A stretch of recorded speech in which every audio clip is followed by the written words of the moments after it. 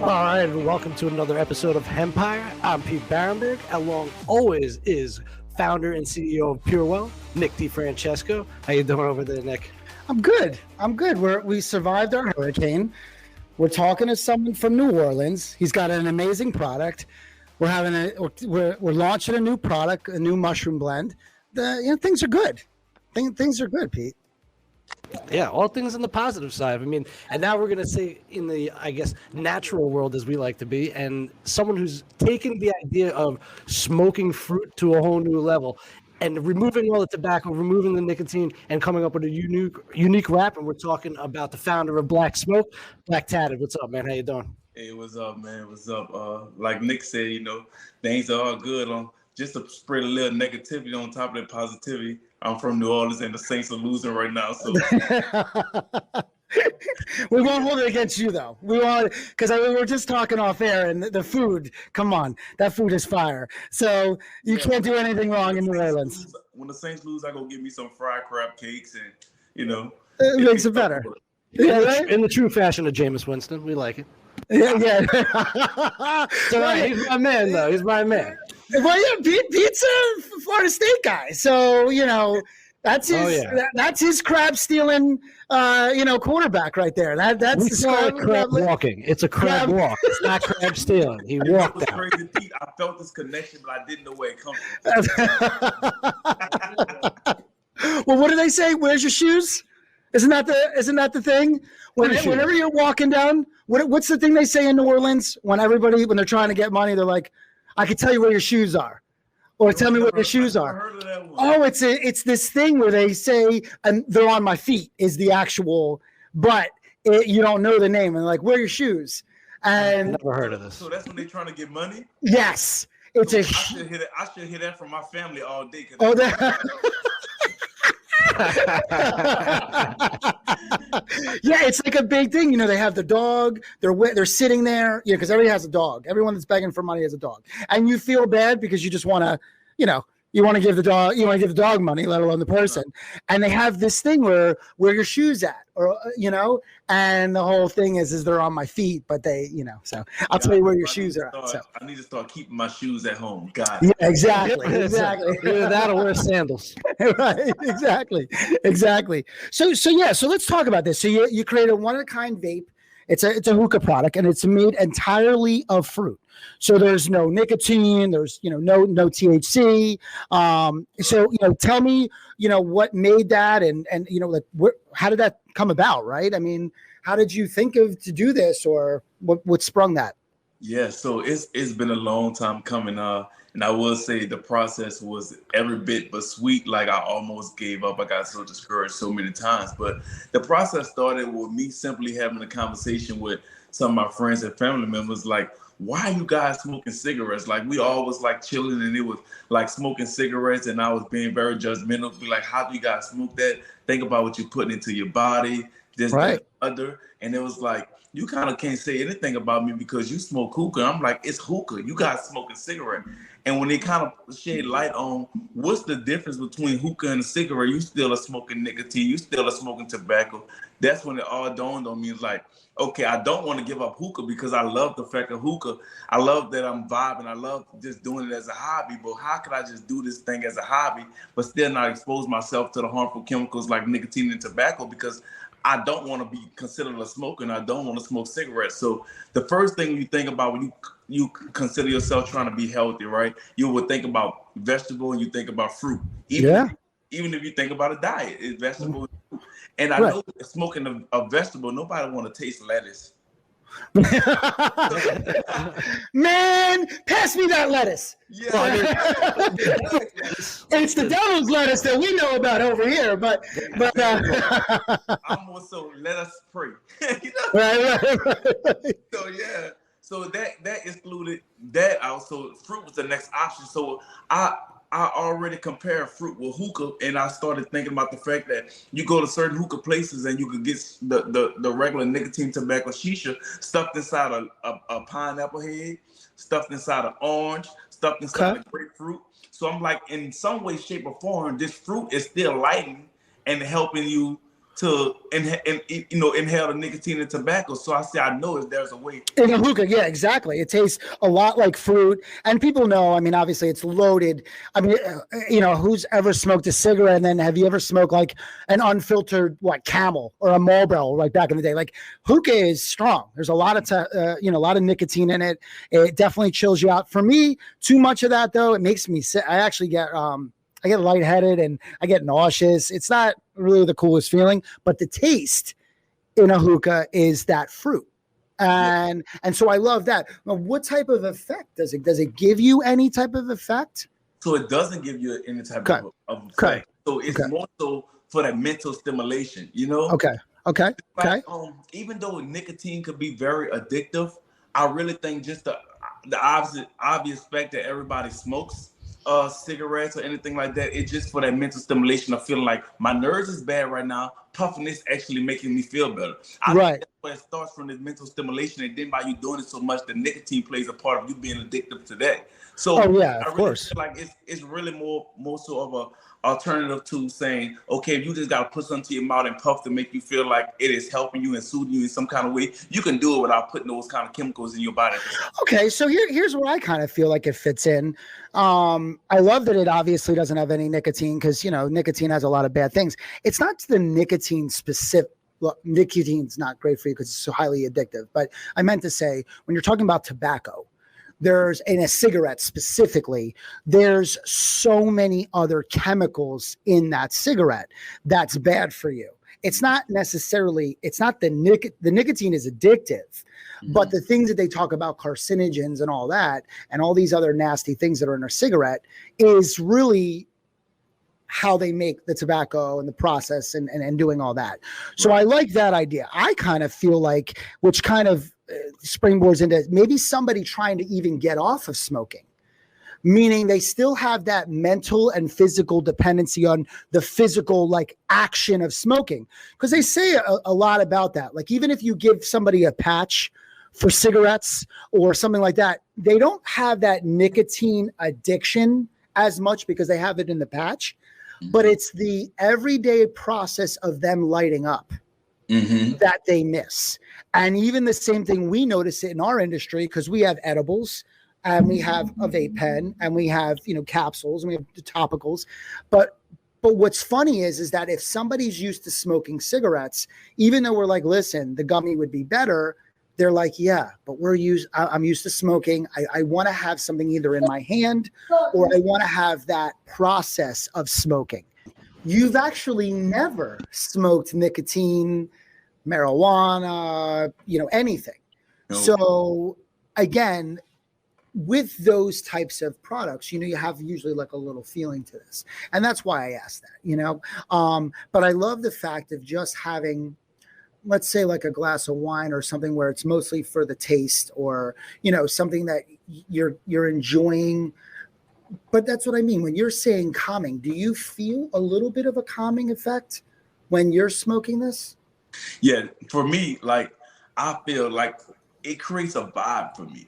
That's why I do it. Like, I would literally have a glass of wine and smoking my hookah pen, and I probably feel like I'm on cloud nine, like the average person do when they smoking marijuana, because that is just that stimulation and that vibe that I'm searching for. I love that. Yeah, it's like a total mood. It's all encompassing. Total mood.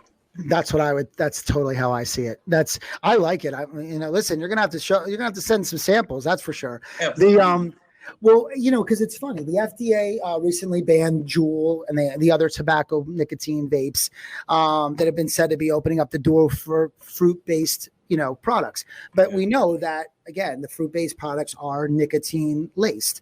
And if somebody's really trying to stop smoking, they're just going from cigarettes onto hookah, right? I mean, really. And the nicotine, again, I'm saying this again, but it is much stronger. Yes, much stronger. It's like going from bad to worse. It's going from bad to worse. Yes. And I know that they banned a lot of the nicotine pens and what we were talking about, Juul and stuff, because of, again, the other chemicals that are in these pens. A lot of chemicals. There's tons of stuff. When you're vaping, or the idea of like, for example, when you're exhaling your product, is there a big smoke a big smoke puff that comes out, or is it not as much, or? It's not as much as it will be with the average thing, because that comes up, those big old puffs and those big clouds are more so forms of bad chemicals that's created in it, you know? Exactly. Yeah, So the worse it is. right. And so when, everyone's seen somebody that has a nicotine pen and they blow it out. I mean, they could, they have all these contraptions. I mean, there's it looks like Mr. Gadget by the time they put it up to their mouth, but they go and they throw it out and they puff it out, and it's this huge cloud of smoke. And you're like, that can't be good, because a true vape of anything, there isn't a lot of smoke. That's the whole point of it. Correct. It's just the vapor. You're not getting a lot of carcinogens. You're not heating it super hot. And that's another thing. How do you gauge what temperature wise, right? So does this burn a lot lower? It burns a lot lower because it's actually have a customized battery that's made exactly for my vape as well, because more so of a battery that just automatically go be stimulated with a cartridge where you could change the airflow. My battery literally only activates by breath. So it won't work unless your breath is on it, and you can't change the air valve, or you can't change the levels of it. But as much as you puff and blow, that's about as much as it's going to work. And once you take your mouth off it, the battery is going to completely die, and the vape is going to turn off. Now, are you able to charge that up again? No, because that also comes with some effects that would be less, healthy for you. So it's not even a charge effect; it's disposable. Okay. All right, sounds good. It sounds kind of like our pen, Peter. We like that. We like in the fact of we like that you inhale, you don't touch a button, and boom, it inhales right to you. Inhalation. It seems to work nice. No, well, I don't have fruit. I mean, we have Delta 8, we have other things. We got vegetables. Right. You have lettuce, we got devil's lettuce. No, I'm really excited about it, again, to try, because, again, I think for a lot of people that are even scared of smoking or don't want to be affiliated, I mean, there's people that come in all the time and we're saying, obviously we have a national company, we sell online, but people come into our headquarters all the time and they're like, no, I don't want to smoke because it's, not good for me or whatever. This is a completely different thing. And look, I'm kind of on the same boat, to be honest with you. I mean, if I could do an edible, or if I could do something that's like a lot safer like this, I would be up for it. I can't wait to send you guys some. And the most rewarding part is the stories that I hear online all day. And when I'm out in public and people stop me, it's like, I was smoking for 20, 25 years. Now you helped me to get off cigarettes. And I found out my son was smoking marijuana, and now I got him smoking this instead. Like, it's just so many stories that I literally really sit here and realize it's bigger than just being a product. It's truly changing and saving lives, Well, yeah. I mean, even being in the music career, marijuana is a huge part of all types of music. This is not rap, it's not rock, it's not country, it's everybody. It brings everybody together. But and that's why I was asking, like, what brought you to this? I mean, there's got to be something that sparked this. When you just looked at an apple and you go, I'm going to smoke that.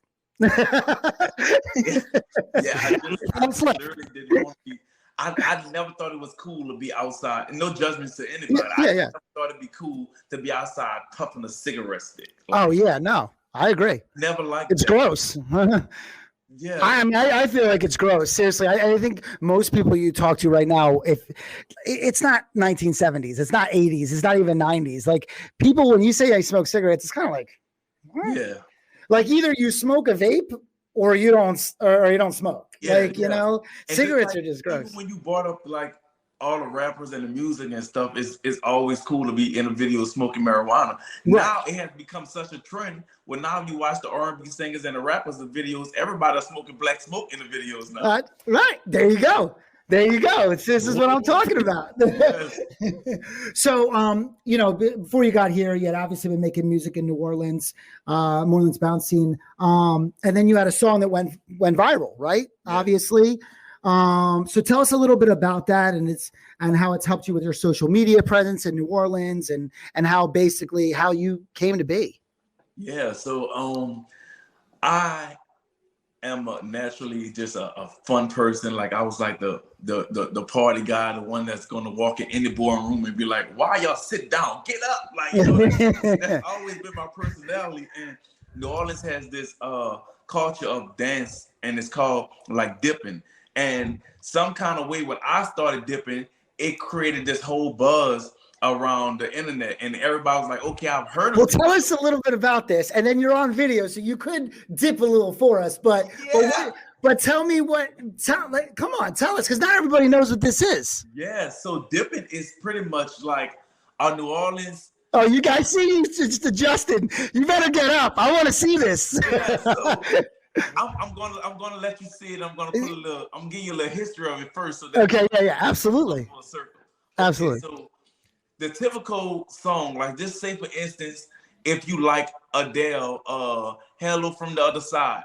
Okay. Any other state would just play that song. We would play that song, but we would put a New Orleans beat to it. So another state would say, "Hello from the other side," but New Orleans will be boom, boom, "Hello from the other side." You know what I'm saying?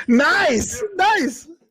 So dipping is kind of like vibing to your favorite song, vibing to the beat, but putting that New Orleans spin to it. So every song pretty much got that same kind of jig. Right. Kind of dip to it, right? So okay. I like it. So when I went viral from being like this dip king, they literally called me the dip king. So not even my city, New Orleans, crowns me the dip king of dipping, right? So that's awesome. They was booking me all over the world, different states, Washington, D.C., New York, everywhere to just come and do this dip dance. And I found myself trying to always explain to the DJ, play this song. This is how you find this link on YouTube. This is our songs. This is our music. Always trying to make my presence be felt, but it was so complicated because people wasn't aware of what kind of music it was. They just know they was booking me to dip. So here to make this easier, I'm going to start being booked to dip, but instead of having to tell them a link to tell them what to pull up, I'm going to dip to my own song. Yeah, no, I love that. It kind of happened by nature and almost by accident that I was like, okay, I'm just use this as a song to just go dip to. And it became this global, like, I love this phenomenon. I had no idea, you know? Now I'm going to walk down the streets. I'm going to be dipping, Peter. I'm going to go down, and I'm going to tell you right now. I can't wait. Every day you should walk in, at least Tuesdays and Thursdays, dipping. I am. Listen, I'm going to the Dim King. I'm getting some fucking instructions. Okay, that's what I'm doing. And then when I come down to New Orleans, they're gonna know. Listen. So look, this is me kind of like letting you hear a bit of how this is actually one of my songs. It's called Blakk Tatted Dip With Ya, and I got one called Blakk Tatted Let's Go Blakk. So let me let you hear how it's going to start off. This is an R&B song, but it's going to have a New Orleans beat to it. I like it. Let's hear it. I'm so New Orleans. I'm a dip king, baby. Ooh, they say they want that dip. Let's go, Blakk. Come on. You got a dip, you know?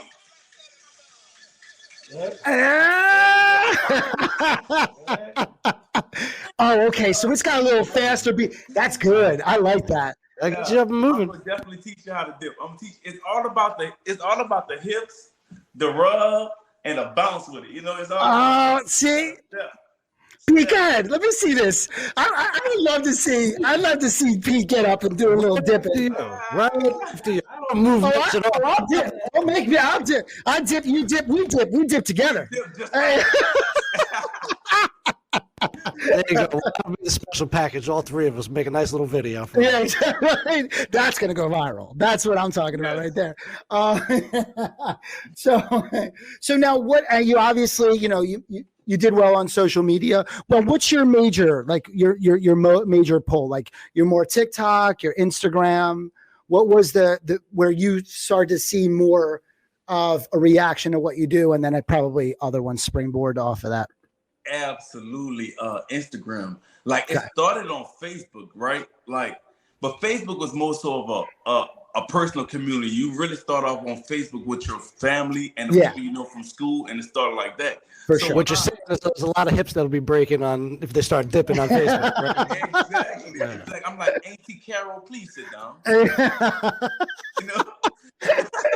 But when I got on Instagram, it was more so of a wide variety. Like Instagram pretty much helped us all connect from different cultures, different worlds, and all kind of became one. At one point in time, you were like, know the people in your school, in your neighborhood, in your community. But Instagram pretty much opened the world that you could press a button, press record, and post it, and you could literally touch somebody that's in Kansas right now. You know, you could touch somebody in Dubai. Like, so I just love the ability to being able to now connect with so many different peoples and cultures, and like it's just a beautiful thing to me. So Instagram was that thing for me that made me even realize when I used to be talking and cracking jokes and making videos, because I never was like a comedian like with a script. Like I would literally sit down, experience something or see something and have an opinion on it and sit there and press record. I never knew what I was going to say, but as the camera rolling, I just naturally said it. Yeah, off the cuff. Yes. And to me, that was so normal. But when I used to be posting the same things that I say to my family without people being recording, and the world is reacting to it and reposting it, is going everywhere, I was sitting there like, what the hell? Right. Like, strange times, man. You know, well, it just happened so naturally, so organically. Like when the world got a hold to it, it just like went beyond my expectations, you know? I think that, and I think you brought it together. I mein, you're putting a name in your block for your own family and your culture of your own city, right? Like you're bringing things out there. I mean, somebody in, where did you say? I don't even remember where you said some other country. They're not going to know New Orleans. You know, they're not going to know the dip. They're not going to know their culture. So I think that's really cool too, how you can broadcast, anybody can do this, you know, any part of the country or any part of the world where you can get eyes on things that, how else would you get your eyes on a lot of different things, whether it's a product, whether it's a culture, whether it's your voice, right? Yeah. So I think that's what's really opened up. But look, I mean, come on, you got a huge smile. You're super personable. You know, you got awesome products. So, I mean, who doesn't want to dip, right? You know, like you put a little bit of music, you know. Just like that. Well, you know, we're Italian, so we got a little bit of both. You know, we're not that white, like, can't dance, you know, but we don't got it like the black. You know what I mean? Like, I got some black friends that can break it down. We're going to do it. I give you guys some crawfish and you give me some spaghetti. There you go. I love me some spaghetti. Now. And I'm going to tell you, he is an unbelievable cook, by the way. I'm going to tell you right now. He made me ribs the other day, and he's brought in pasta. He makes homemade pasta. He does it all. So I can already tell because when a person sitting there quietly, like I do my talking in the kitchen. Yeah. See, now that's right in the nose. See, this is international. Forget it. This is the thing. We're talking about cannabis. Food also brings everybody together. Yeah.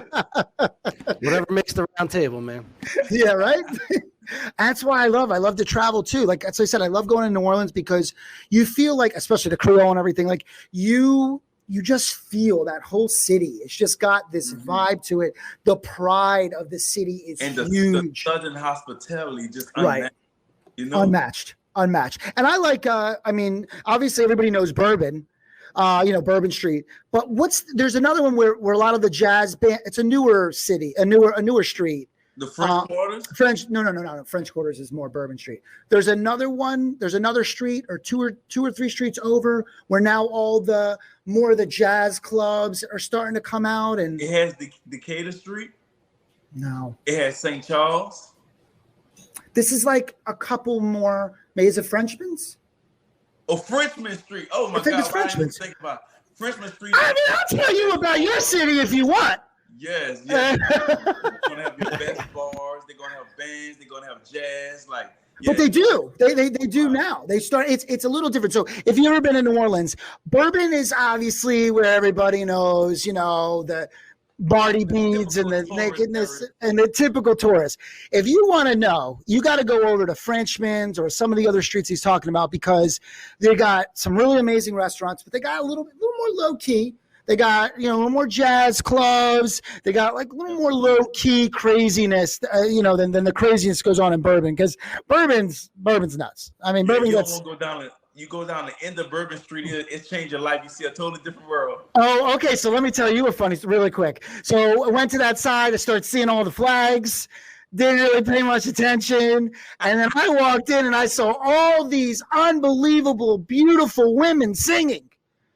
And they're just singing and performing. And then I realized they weren't women.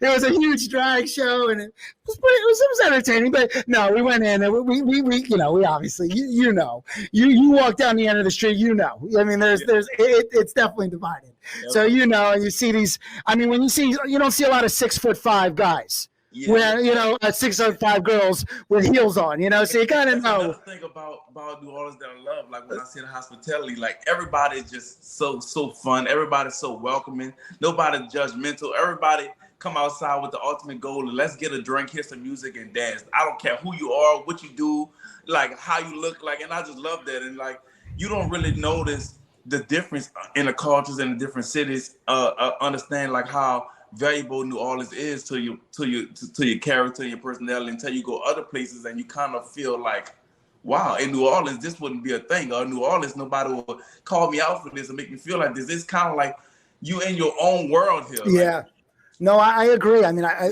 traveled a lot to a lot of cities, and New Orleans is very unique in a lot of ways. I mean, I actually love that whole voodoo. But very spiritual, like all of that, and it's pretty crazy. I mean, you can really, even just going into the stores, you just feel the culture in New Orleans. And you have your beignet, you have a little bit, you put on that jazz, and it's just a very different vibe of any other city. Yeah. And the pride, I think, like you said, even with Hurricane Katrina. And when Hurricane Katrina and the building back and like then the Saints win the Super Bowl and like that whole, I don't know, it's just we rooted, everybody in the country rooted for New Orleans. Yeah. Like you wanted to have New Orleans win and that, and just you could see the pride and what it meant to their city and everything. And I think a lot of cities don't have that anymore. To be honest with you, sports in Miami, it's not like that. That's what I hate about Florida. I don't think Florida has got that same vibe. You go to anywhere, as much as I hate this man that he's a Giants fan, you can't deny that. I hate it too. Shit. Yeah, but Giants fans, again, Boston fans, Philly like super passionate. Sports are a big thing. I mean, it's like me doing the cheesesteak dance, right? Like that's our doing the dip.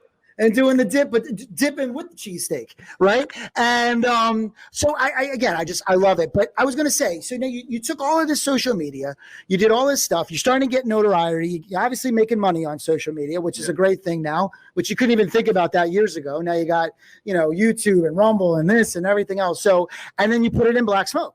Yes. Okay. Yes, because again, like I was telling you, my personality was so natural to me, but when I talk about things and giving my review on certain things and watching TV, all kind of stuff like that, everybody thought it was a big deal. And people was like, hey, could you do a video just like this? Talk about a topic just like this and use my product? I have my product in the back. I'm like, sure. Right. I'll be an affiliate. Right. I'll pay you to do that. I'm like, pay me? Right. How much? Right. And I was doing it. We're gonna get you some Purell products, Blakk. People have had testimonials all over. So now I went from being a dip king of New Orleans. They also went to call me the promo king of Instagram. Right. Every business from the biggest to the smallest had Blakk Tatted doing promo for them, right? And people was coming with these testimonials, like literally saying they've been in business 3 years, 5 years, 7 years, 10 years. And the day that I did the promo for them is the day that they made the most money they've ever made their entire, business and career. So that was like so rewarding.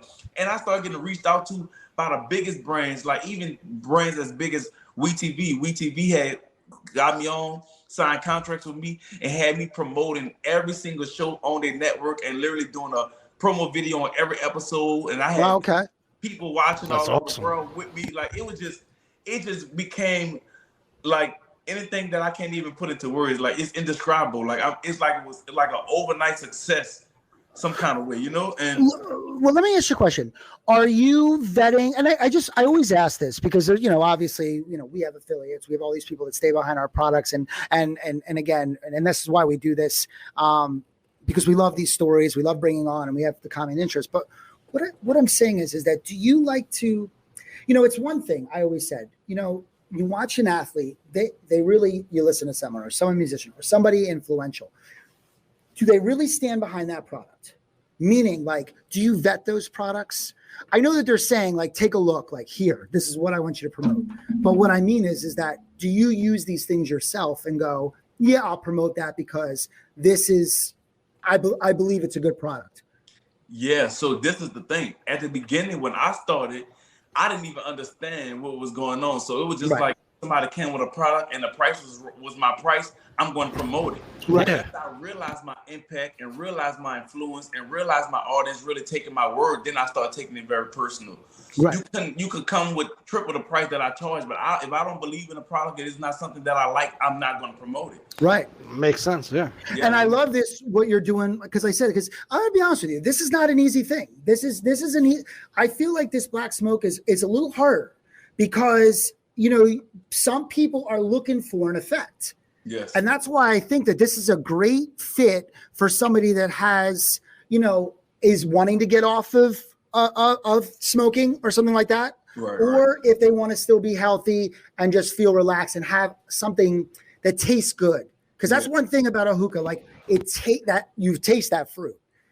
But it's a hard sell because even with us, like agree. When we have people say no nicotine, no tobacco, then what's the point?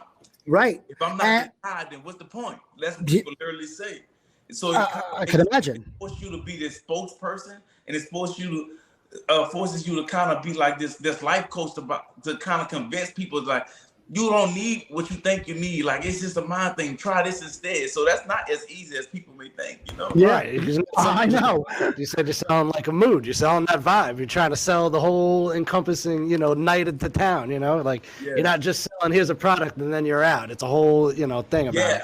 Imagine you going to the bar because you want to have the effect of what Hennessy do to you. But then you go to the bartender say, I got this pineapple juice and this cranberry juice, but no Hennessy is in it. But I promise you're going to like it, you know? That's exactly what I'm thinking. And that's why, again, that's why it is kind of a hard sell in some effect. But I don't think it is because there's plenty of people go, I don't want alcohol. It's poison. Yeah. You know what I mean? I mean, or I want to, or driving, or I don't know, whatever. Just, you know, but you do drink though, right? You don't smoke, but you have drank. You have had a Hennessy. I have had a Hennessy. Okay, all right. You've had a Henny. All right, because So you understand what I mean, and I think you did a perfect. But black smoke has made me so bougie that now I only be drinking wine with my pinky up. Okay, all right. Dipping with the wine, Pete. Dipping with the wine. I like it. Yes, but you can't dip too much. You don't want that to spill. You know what I mean? You got it. That's how he swirls it. Make sure it's good, you know? Right. It sticks to the glass, you know, as he's dipping, there you go. Now it's okay. But I think that's why I went to wine in the beginning, because to me, when a real wine drinker, there's floral notes. There's all these things that's the one alcohol that you really, acquired taste. Obviously, you have whiskey and these other, but it's different kind of feeling. But I just feel like, to me, other than the wine spritzers that this guy over here drinks, which is, don't even get me started with the White Claws that he loves. But no, but seriously, what do you do something? You drink? I think you drink one of the. It was the Vinci ones. Yeah, he does. I always make fun of him. Heavy beer all night. That's ridiculous. I always make fun of him because he's always drinking something. No, but with the wine, it's got that flavor. It's got that flavor, and I love this. Now, is it in a pen? Is it something like a hookah? I know you have the pen, but I mean, do you also have a product that they could smoke a hookah out of as well, or is it just a vape pen? No, I actually have fruit shishas as well. I created shisha to smoke literally out of fruit. Like you open it, and you literally looking at the fruit. Oh, that's awesome. That is awesome. Yeah. The fruit roll to a whole new level. I really wish if I had a chance to walk to the back, I go get one for you. Like I would like to show you guys. Like, well, here's the thing. We can do this. We're gonna trade. We'll send you some of our stuff, and you'll send us some of your stuff, and then we'll have to go back again, and we'll be using it on the air. Absolutely. You know what I mean? Because then they could be doing it together, right? That's a deal. Yeah, that's a deal. There you go. But no, we really, again, this is something new, Pete, right? I mean, this is something I've never even heard of, and I just thought it was an amazing concept. We're all about it's great, and it's innovative too. That's the thing. It's something that it's right in front of you every day, and someone just looked at it and said, we could do this better. And here you go. but it's healthy. You know what I mean? There's nothing in it. It's all natural and it's pure. I mean, that's what we stand for. I love what you're doing. I love what you're doing. So, I mean, this is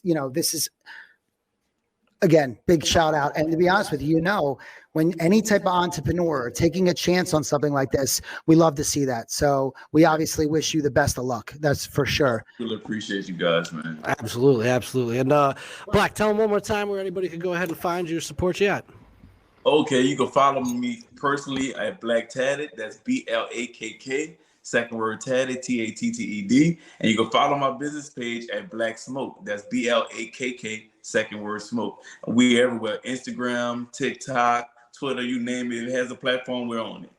Just follow that smoke, baby, right? Yeah. There you go. We'll get you dipping through the shadows.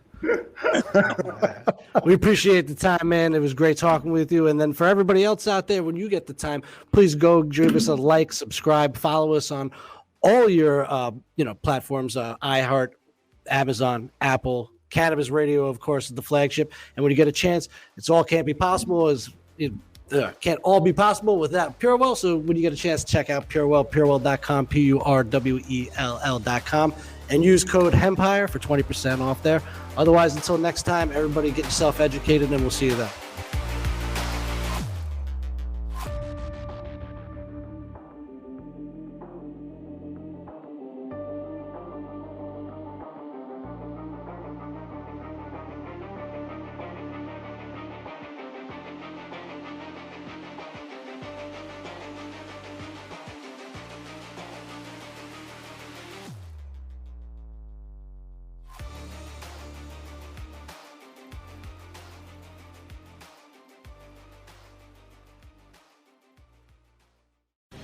The opinions expressed on this CannabisRadio.com program are those of the guests and hosts and do not necessarily reflect those of the staff and management of CannabisRadio.com.